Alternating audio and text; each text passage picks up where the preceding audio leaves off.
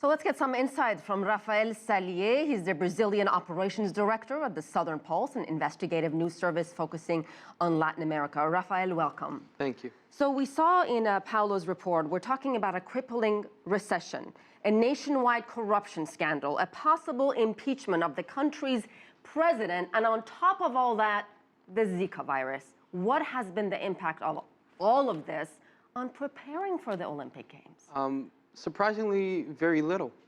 How? How is that possible? Yeah, so the good news is since the Olympic Games are hyper-local, most of the preparations have been made by the city of Rio de Janeiro.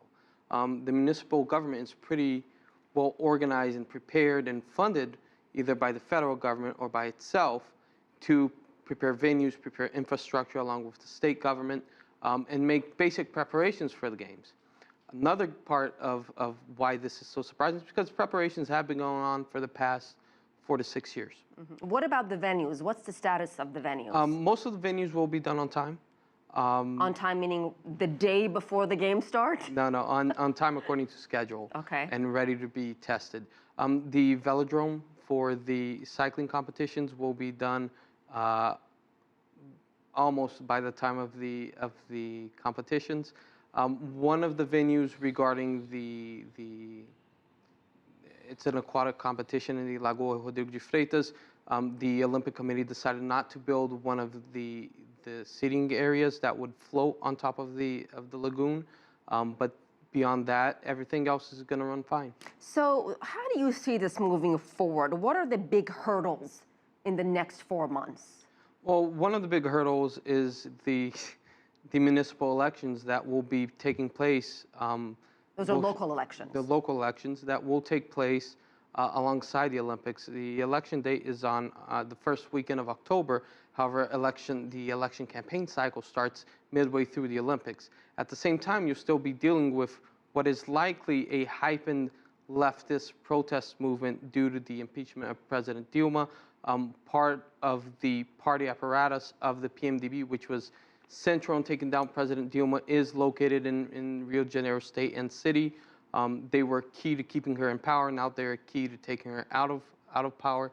So we will be seeing a few different things that will affect the What kind of major transformations has this city gone through to get prepared for these games? Well, I'd say that major transformations regarding infrastructure for transportation.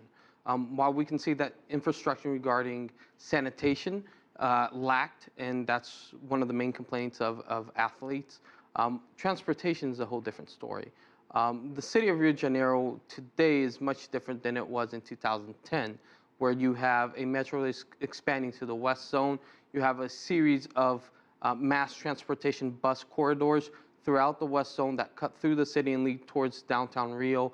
And you also have a project that will not be completely finished by the Olympics, but which will work during the Olympics partially in downtown Rio, that basically reinstates the old cable car lines that used to exist in Rio before the 1950s. So Rafael, give us a sense of the mood in Rio and in Brazil. Are people excited about the Olympics? Do you think the Zika virus will keep fans away?